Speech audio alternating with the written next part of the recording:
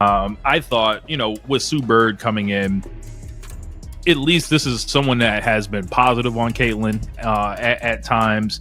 And I think the issue with Sue Bird, though, is she has her hand kind of in so many things. And between with her podcast, where she tries to advocate for the players, but she's also an owner in the league. And now she's got the Team USA thing. And she's got all these connections and relationships she has to maintain.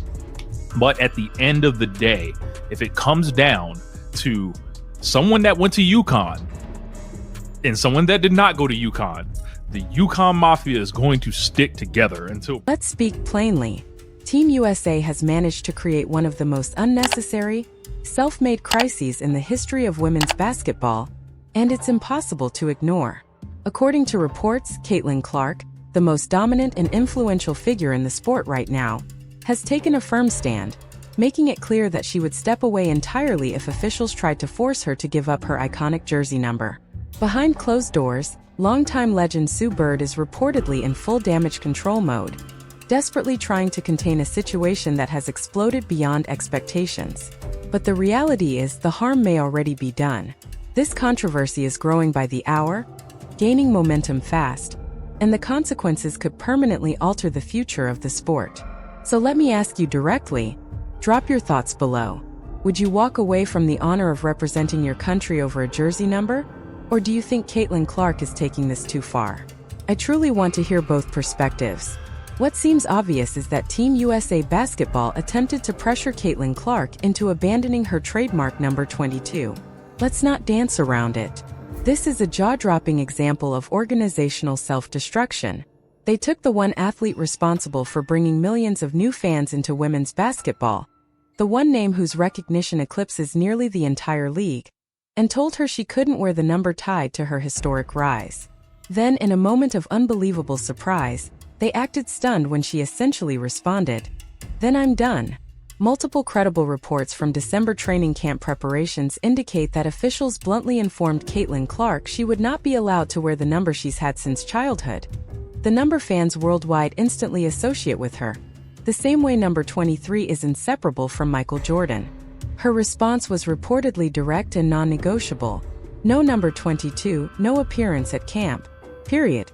Sue Bird, now serving as Team USA's managing director, is said to be scrambling, trying to understand how this spiraled so far out of control. And honestly, she should be worried. This isn't a small clerical error or minor oversight. This is a 5-alarm crisis that makes the entire organization appear either shockingly incompetent, or worse, openly disrespectful. Neither option reflects well on a program claiming to represent the highest standard in women's basketball worldwide. We haven't even made it to training camp yet. We have not even made it to the December 12th Women's USA Basketball training camp yet, and they are already disrespectful. Now here's the part that makes this entire situation almost unbelievable. The number 22 wasn't even claimed. No one else at the training camp was wearing it. It was completely free, unused, untouched, and available. Think about that. There was no conflict to resolve, no veteran to honor, no logistical hurdle standing in the way. Team USA had a clear and easy choice, and instead they deliberately created a problem where none existed. That decision is what turns this from a simple administrative issue into something that feels intentional. It comes across as a calculated power move, an attempt to assert authority over Caitlin Clark. And fans, media outlets, and the public are overwhelmingly rejecting it. The timing couldn't have been worse. This controversy erupted just days before Team USA's critical training camp in North Carolina, scheduled to begin on December 12th. The camp was meant to be a celebration, an event highlighting the future of women's basketball, featuring rising stars like Paige Bueckers and Juju Watkins. It was designed as a showcase of elite talent and a reminder of American dominance on the global stage. Instead, one baffling decision transformed it into the setting for one of the most unnecessary and confusing controversies in recent sports memory. All because someone within the chain of command decided that Caitlin Clark, the most recognizable name in women's basketball, needed to be stripped of her identity without justification. Let's be absolutely clear, because this is the heart of the issue. Caitlin Clark's number 22 is the most recognizable jersey number in women's sports today. There is no argument against that. Casual viewers know it. Lifelong fans know it. That number represents her unreal shooting range, her elite court vision that leaves world-class defenders helpless, and her relentless competitive drive. For millions, it's not just a number stitched onto fabric. It's a symbol of excellence and a cornerstone of her global brand. And Team USA looked at all of that and suggested she wear number 17 instead. A number with no personal meaning, no history, and no connection to what she has built. The only reason number 17 mattered was because it wasn't 22. And that says everything. This was never about logistics. This was about control. At its core, this was about sending a message. A reminder that no matter how massive Caitlin Clark's influence becomes, the organization believes it still holds absolute authority. Caitlin's response delivered an equally powerful message in return. If that's the case, then those rules can exist without her. What makes this situation even more insulting is the broader context, because this didn't happen in isolation. Everyone remembers the earlier controversy when Caitlin was shockingly left off the Olympic roster, despite being the biggest name in women's basketball and a proven ratings juggernaut. That decision alone raised serious concerns about whether Team USA leadership truly understood the cultural moment unfolding right in front of them. Now, when you combine that Olympic snub with this forced jersey number change, it stops looking like coincidence and starts resembling a calculated pattern, an ongoing effort to downplay her enormous influence. Fans everywhere are connecting the dots, and the picture isn't flattering. First, she's excluded from the Olympics despite delivering unprecedented global attention to the sport. Now she's being asked to surrender the most recognizable element of her personal brand for no rational reason whatsoever. It's not difficult to see why many believe Team USA is deeply uneasy with just how powerful Caitlin Clark has become. She's larger than the league itself. She's larger than the program. And history shows that powerful institutions often struggle when the balance of power shifts this fast and this dramatically. That brings us to Sue Bird, who now finds herself in an almost impossible situation.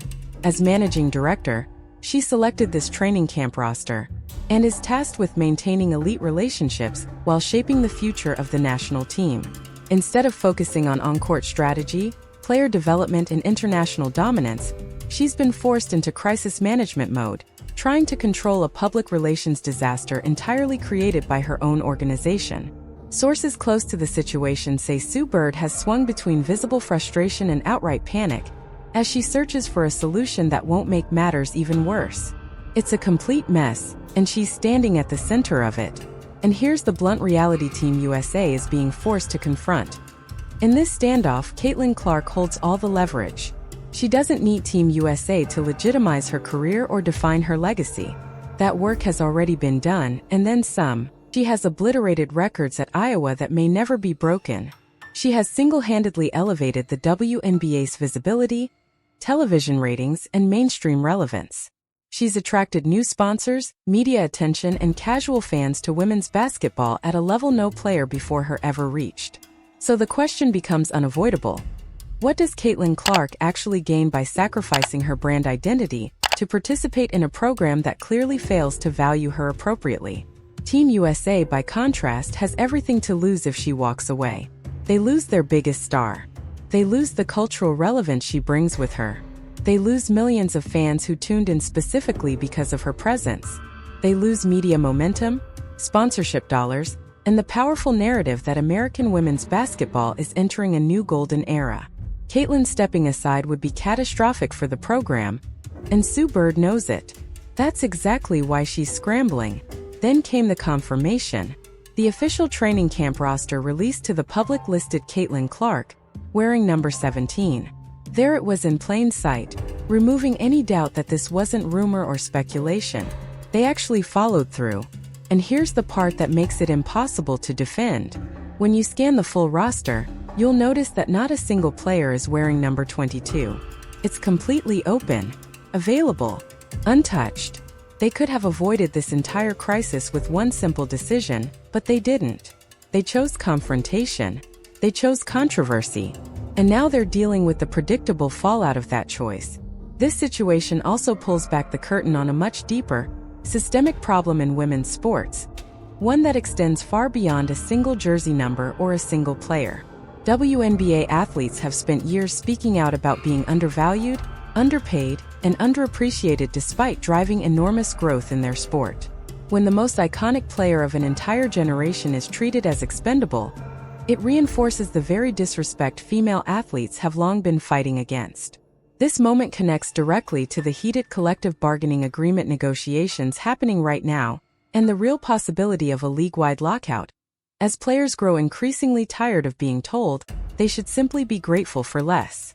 That's exactly why this jersey number controversy has struck such a deep nerve with so many people. At its heart, this was never really about a number. It's about what that number symbolizes: respect, recognition, and the basic acknowledgement that Caitlin Clark has earned the right to set boundaries. When she draws a firm line and says this is non-negotiable, she isn't acting entitled. She's asserting herself in a system that has long tried to limit, control, and undervalue female athletes. And a huge number of fans genuinely respect that stance. To be fair, some critics have pointed out that other stars, like Aya Wilson and Cameron Brink, have also worn number 22 during their careers, and that's true. But historically, situations like that have never required top-down executive intervention. Players typically handle it themselves with mutual respect.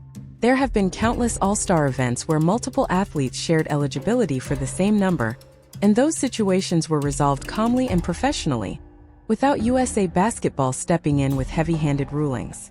The mature approach would have been simple. If Caitlin Clark and Aya Wilson were both set to attend the same event, let them discuss it privately. Instead, USA Basketball chose to preemptively create a conflict that didn't exist, then imposed a solution that pleased no one and publicly disrespected their biggest star. The handling of this situation reveals a stunning misunderstanding of Caitlin Clark's true value and the leverage she holds in today's sports landscape. Institutions often grow comfortable within old power structures and fail to recognize when those dynamics have fundamentally shifted. USA Basketball is still behaving as if inviting Caitlin is a favor to her. They haven't fully grasped that the reality has flipped. At this stage, her presence adds far more value to their program than the program adds to her career. This is a new era, but they're still operating under outdated rules. Sue Bird's visible panic is understandable, because she's trapped in the middle of a bureaucratic disaster. It's highly unlikely she made this decision alone. There were almost certainly other officials involved, possibly outdated policies, rigid hierarchy thinking, or old-school views on seniority. But as the public face of Team USA leadership, she's the one forced to answer for it. She now has the impossible task of convincing Caitlin Clark that the organization respects her while defending a decision that clearly suggests otherwise. The reality is simple. Caitlin Clark has no reason to compromise. None. She's already proven everything she needed to prove on the court. She has nothing left to gain by participating in a program that currently treats her like an afterthought. If USA Basketball wants her back, the responsibility is theirs to fix it. And fixing it means far more than quietly adjusting a roster number. It requires allowing her to wear her number, publicly admitting the forced change was a serious mistake, and proving through concrete actions, not empty statements, that they truly understand and value what she brings to the sport. Naturally, this controversy has sparked a much broader discussion about athlete empowerment in today's rapidly evolving sports world. Modern superstars, especially those with massive personal brands and global followings, now possess leverage that athletes in past generations never had. They no longer have to silently accept treatment they view as disrespectful simply because an organization has traditionally held all the authority. Caitlin Clark walking away from Team USA would send a seismic message across the entire sports industry. It would tell athletes everywhere that they don't have to tolerate being undervalued, even when that disrespect comes from powerful institutions that believe they're untouchable.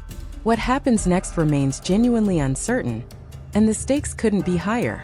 On one path, Sue Bird could convince Caitlin to return by immediately reversing the jersey decision and providing firm assurances that this type of disrespect will never happen again. On the other, Caitlin could stand her ground, skip the training camp entirely, and send shockwaves through the basketball world, forcing USA Basketball to finally confront the reality that they need her far more than she needs them. Either way, the reputational damage is already done.